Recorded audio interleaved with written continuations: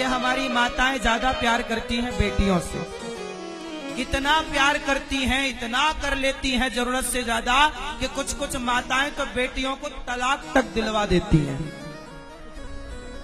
और तलाक दे के चल आजा छोरी घर, घर में ही बैठना, खटिया तोड़ना, कहीं जाए भी की जरूरत ना है, मैं हूं, तेरी मां मर गई क्या? ले ऐसी बातें करती है और छोरी का घर बिगड़वा देती है। हाँ या ना, ये बात सही है कि गलत है? अर्जुन ने एक दिन सपना देखा, महाभारत की कथा है, जरा सी है, सुनो। अर्जुन ने सपना देखा क्या कि गैया बछड़े को इतना चाट रही, इतना चाट रही, इतना कि बछड़े की चमड़ी निकल गई, खून आ गया, ब्लड आ गया, रक्त बहने लगा। तो अर्जुन ने सवेरे पूछा कि कन्हैया आज मैंने सपना देखा। क्या सपना देखा? बोले गैया ने बछड़े को इतना चाटा कि बछड़े को खून आ गया, लहू से भीग गया बछड़ा, पूरे बछड़ा चिल्ला रहा पर गैया चाटे जा रही है, चाटे जा रही, खून गिर रहा। अर्जुन ने कहा प्रभु ये सपने का मतलब क्या हुआ?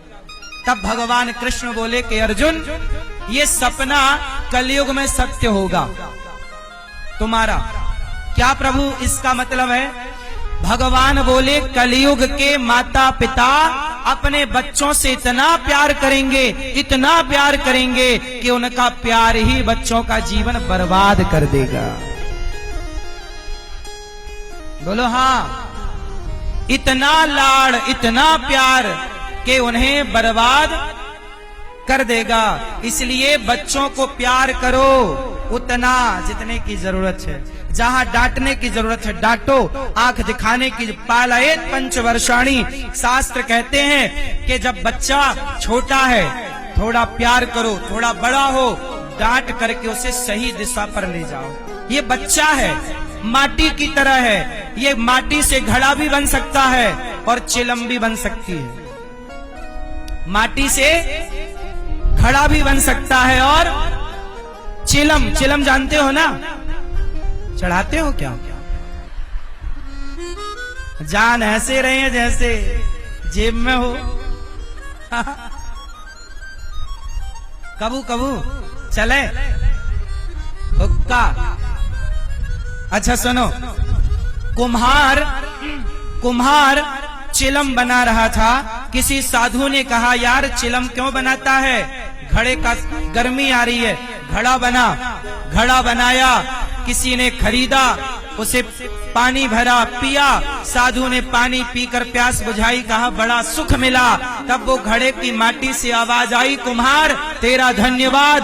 क्यों? क्योंकि तूने मुझे चिलम बनाया होता तो मैं भी जलती, जो पीता वो भी जलता। तूने मुझे घड़ा बनाया, मैं भी ठंडा हूँ, जो इसका जल पीता है वो भी शीतलता को प्राप्त होता। कुम्हार तेरे विचार बदले, मेरी जिंदगी बदल गई। एक बात बताओ, ये बच्चे मिट्टी की तरह होते हैं कि नहीं? बोलो हाँ। और माता पिता कुम्हार होते हैं। माता पिता कौन? कुम्हार। बच्चे कौन? मिट्टी। अब आप अपने बेटे को घड़ा बनाओ या चिलम बनाओ, माँ बाप पर छोड़ देना चाहिए। इसलिए कहता हूँ बच्चों को इतना बढ़िया संस्कार दो कि बच्चे घड़ा बने, खुद भी शीतल रहे, औरों को भी प्यास बुझाकर शीतलता प्रदान करें, खुद किसी के काम आए, ऐसे बच्चे हों। अपना पेट भरना तो चिड़िया भी जानती है, पर सभी का पेट भरना यही इंसानियत है। यही सिखाओ बच्चों को। इसलिए बच्चों को पालो पोसो, पर उतना प्यार करो जितनी जरूरत है। ब्याह शादी कर दो, उसके बाद जिम्मेदारियां दे दो। आप मन को हटाओ, प्रभु में मन लगाओ। मैया आप बेटी से दिन भर जो पंचायत करती हो ना, थोड़ा कम करो। छोरी का घर बिगड़ता तुम्हारी पंचायत के कारण। क्या खा लिया बेटी, आज क्या बनाया, दाल में कितना नमक डाला, मिर्ची डाली कि भूल गई, सब बातें चल रही हैं। हाँ या ना? सोचो मेरी माँ कि जैसे तुम अपनी बेटी में लगी रहती हो, कल तुम्हारी बहू आएगी और वो अपनी माँ में लगी रहे, तुम्हें ऐसी बहू पसंद होगी? जो बहू अपने घर का ख्याल ना रखे, दिन भर वो अपने मायके पे बात करे, आप खुद ऐसी बहू नहीं चाहोगी, तो फिर आप अपनी बेटी को ऐसा क्यों आचरण सिखा रही हो कि वो किसी के घर में जाके वो गलत आचरण करे। इसलिए गलती आपसे ना हो तो माँ बाप को चाहिए कि कर्तव्य पूरे करो और मन को भगवान में लगाओ। तो बेटी बेटी क्या करता है, बेटी तेरी एक दिन जमाई ले जाएगा। मिट्टी का खिलौना मिट्टी में मिल जाएगा। बेटी का ब्याह करो, बेटे का ब्याह करो, और आप पैसा हो तो समाज की सेवा करो। पैसे से दो काम होते हैं, पाप और पुण्य। पैसे से कितने काम होते हैं? दो। लोग कहते हैं ना पैसे से बहुत काम होते हैं, नहीं होते। पैसे से केवल दो काम होते हैं, या पाप या पुण्य। तुम पैसे से शराब लाओगे, पैसे से मुर्गा लाओगे, पैसे से बकरा लाओगे, पाप होगा। क्यों? आप खाते हो बकरा? बकरी नहीं सही नहीं, खाओ मां कसम, फिर पक्का है। आजा सुनो, भगवान देखो, कोई बकरा खाए, पैसे से बकरा आता है, पैसे से मुर्गा आता है, पैसे से अंडा आता है, पर ये पाप ला रहे हो कि पुण्य ला रहे हो? और पैसे से ना रोटी आती है जो कि आप किसी भूखे को खवा सकते हो, प्यासे को पानी पिला सकते हो, प्याऊ लगा सकते हो, ये भी पैसे से लगेगा। लेकिन ये पैसा तुम्हें पुण्य देगा, और ये पैसा जो बकरा बकरी का खरीद कर खाओगे ये पाप देगा। इसलिए पैसे कमाओ मेरे दोस्तों, मेरी माँ, मेरे भाइयों, पर पैसे को कहीं भी खर्च करने के पहले ये विचार करो कि जो पैसा खर्च हो रहा है वो मेरा पैसा पाप में खर्च हो रहा है कि पुण्य में खर्च हो रहा है। ये विचार जरूर करना चाहिए। इसलिए मेरी माँ गौरी गोपाल आश्रम में हजारों 300 से अधिक वृद्ध माएं और हजारों साधु संतों को भरपेट भोजन मिलता है। आप भी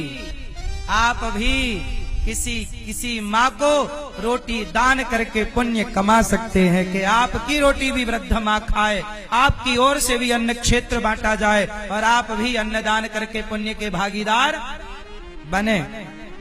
अच्छा सुनो, करदम जी महाराज तो चले गए, पर पत्नी ने कहा कि पुत्र चाहिए। पुत्र दिया, एक पुत्र हुआ, नाम रखा कपिल। अब कपिल देव जी का जन्म हुआ, करदम जी चले गए। माँ देवहूति और कपिल देव जी का बड़ा संवाद हुआ।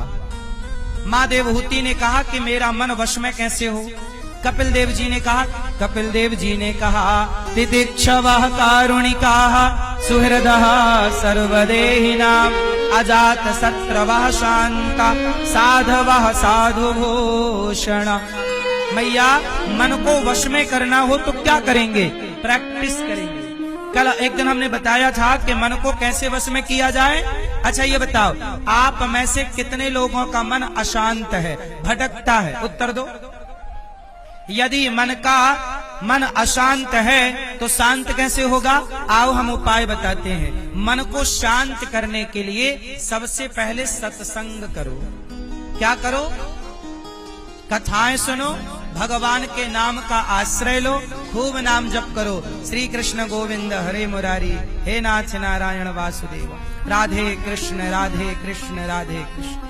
खूब मंत्र का जाप करो और धीरे धीरे मन को हर गलत जगह से निकालकर सही जगह लगाओ।